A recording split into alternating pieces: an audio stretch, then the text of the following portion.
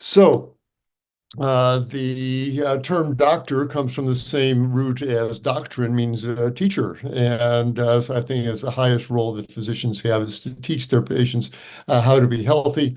And as a teacher, one of my greatest joys is to be explaining something and have the light go on in the listener's eyes where I can see they're thinking, oh, is that how that works?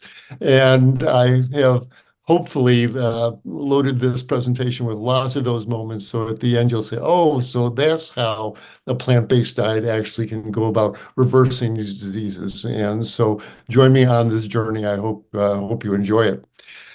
For the past 4.5 years now, I've been going to the nation's medical schools, and I've been lecturing to the first, second, third year medical students, the interns, the residents, the young attending physicians. I want to reach them with a message about the importance of their patient's diet in the diseases these young doctors are going to be spending their time treating. And I tell them in medical school, we learn how to diagnose and treat all sorts of weird and wonderful diseases from smallpox to leprosy. But when you get out in the real world, in your own practice, and you open the door in the waiting room, and it doesn't matter what specialty you go into, what clinic you're in, if you go into family practice, internal medicine, emergency medicine, but even gastroenterology, endocrinology, orthopedics, anesthesia, pediatrics. When you open the door in the waiting room and you look at the patients who are there waiting to see you to relieve their suffering, who do you see? You see a large group of people with a small group of chronic diseases. Most of them clinically are going to be either overweight or clinically obese statistically. You're going to see clogged arteries in all sorts of manifestations from high lipids, high blood pressure, and obstructive conditions like angina and claudication. You're going to see rampant type 2 diabetes and a host of inflammatory diseases affecting every organ system from lungs to gut to joints to immune system. This is Western medicine in the 21st century. And you open the door and you see the patients waiting to get your wise counsel. And the reality, if you had to describe them, most of them have some, not all of them, of course, but most Americans and Canadians and Brits and Australians and New Zealanders these days, anyone eating the Western diet is generally has some element. They're overweight, diabetic, hypertensive, high blood pressure, atherosclerotic, and inflamed. This is the overlay or the background, if you will, of which medicine is practiced. And what's the job? Every young med student says, your job is to diagnose these people, put a label on the diseases they have so we know what we're dealing with, and then come up with some kind of treatment plan. And it usually means some medication or referral to some surgical specialist. And at that point, the primary care doc has done their job, and off the patient goes for drugs or surgery. That mindset is what I call pharmacosclerosis set into these young doctors' brains here, where they think drugs and surgery are the only treatment for diseases. And if you ask the professors or looking online or in the medical textbooks for the cause of these diseases, you run into two words that generally stop all further thought. Etiology unknown. We don't know the cause of high blood pressure. We don't know the cause of type 2 diabetes. And yes, I will grant that there's much to learn about these conditions, and we have not teased out every last interaction between every gene and every enzyme. And blessings on those erstwhile scientists in those labs trying to understand the disease model on this molecular level. But to think that these erstwhile scientists are going to come up with a make and getting down to the real cause and the real treatment for these conditions. So I tell the students, this is not a lecture with lots of graphs and figures in it. This is a report from the front lines of a scout who's been at the coalface, if you will, for the last 5 decades. And now I'm shouting back to the reinforcements that are coming online, the new young doctors, and to share with them the knowledge that I had and to share with you the knowledge I have now that I couldn't have known when I started medical practice. I wish someone had told me that these diseases are reversible. And if you understand the mechanism behind it, you'll understand you have the key to the most exciting transformation in health and medical care to date, where you can truly restore patients to glowing health by changing their diet to a truly health promoting one. And this is the pinnacle of medicine. And I want to talk to you about how physicians can help their patients achieve this kind of improvement. Because for the first 10 years of my medical career, I spent it chasing numbers. I was an erstwhile young GP, and much to my dismay, despite my counseling and my most fervent efforts, I watched on the patient's chart a steady upward progression of numbers. Their body weights climbed steadily. Their blood pressures went up, their blood sugars went up, their inflammatory markers went up. And along with that, my dosages of insulin and prednisone, anti-inflammatories, beta blockers, they also went up. And I got really despondent because despite my best effort and these potent medications, I was getting calls in the emergency room on a daily basis, it would seem, but certainly frequently, that Dr. Klaper, your patient Joe Smith, is in the ER here with chest pain. He's having a heart attack, myocardial infarction. The Mary Jones is in, and she's had a big old stroke. She can't move the left side of her body. And I felt like a complete failure when it came to helping my patients. And I came to understand why so many medical colleagues are leaving the profession. And they're despondent. My patient, they tell me, they're all getting fatter and sicker. They're all getting strokes and heart attacks. And that's a dismal way to practice medicine. So no wonder so many primary care physicians are leaving the profession. Well, midway in my career, I had the privilege and honor of joining the attending medical staff at True North Health Center in Santa Rosa, California, about an hour north of San Francisco. And at True North, we had the same river of American patients coming in with the classic panoply of chronic diseases. They were overweight, hypertensive, clogged up, and inflamed, like most Americans. But at True North, instead of putting these people on a regimen of increasing medications, we put them on a diet based on whole plant foods. And every morning at breakfast, we had a big container of fresh oatmeal, steel cut oats with lots of fresh fruit and sunflower seeds and almonds to put on it with a nice plant milk, oat milk, soy milk, etc.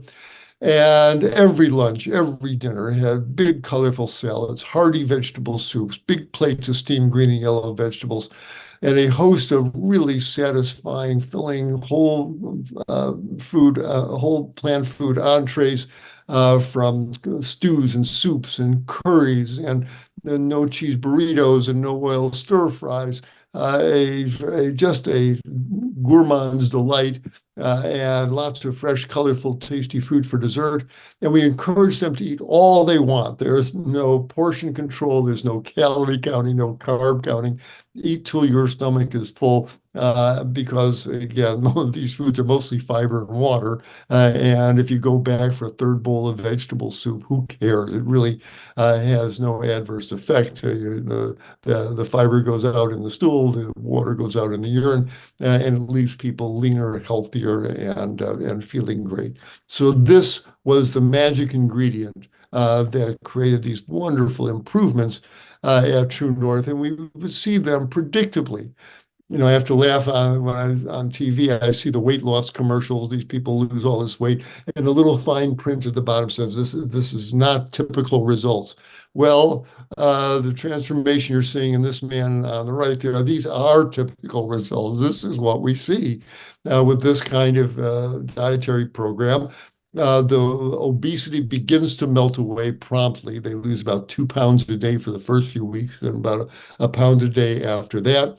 Their arteries begin to relax and dilate. This lowers their blood pressure. We're able to lower the blood pressure medications they're on.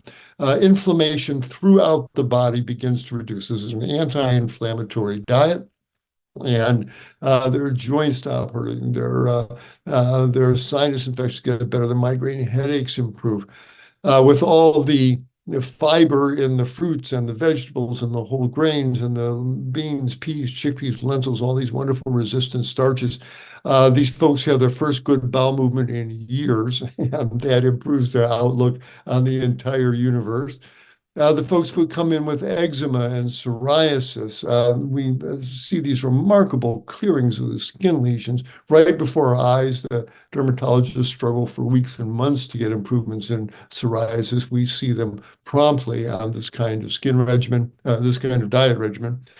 The asthmatic folks find their lungs are not so wheezy. They use their albuterol inhalers much less and often stop using them altogether. They get a good night's sleep for the first time in a long time.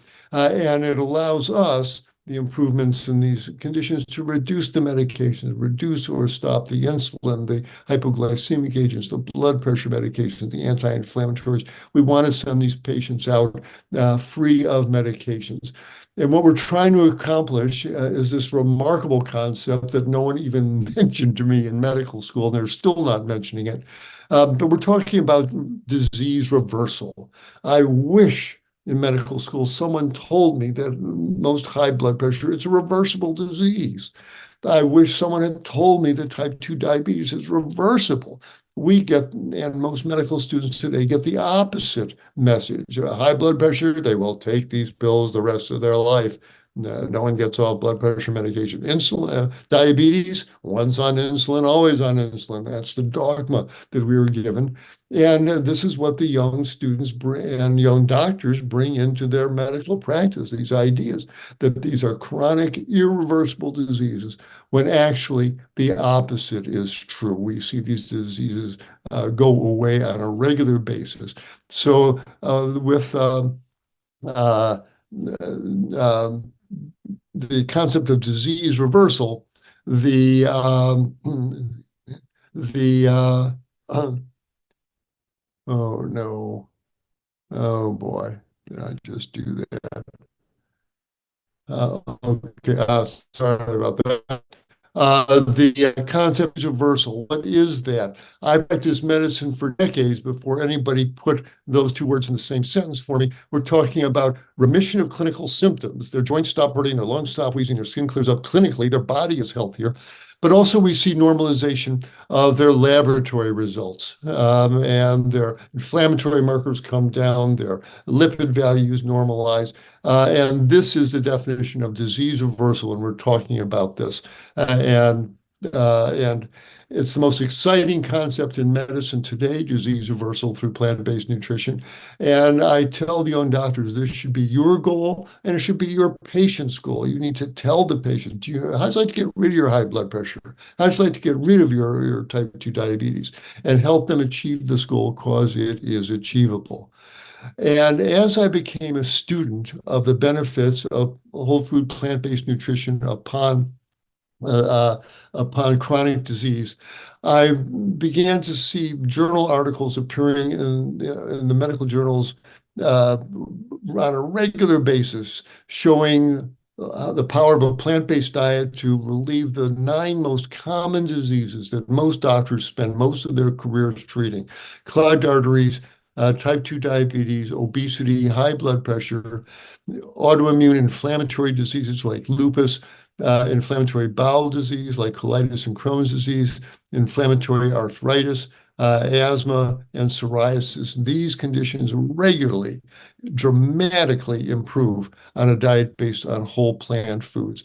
And today it's hard to open a medical journal without seeing some article on the benefits of plant-based nutrition upon one or more of these conditions.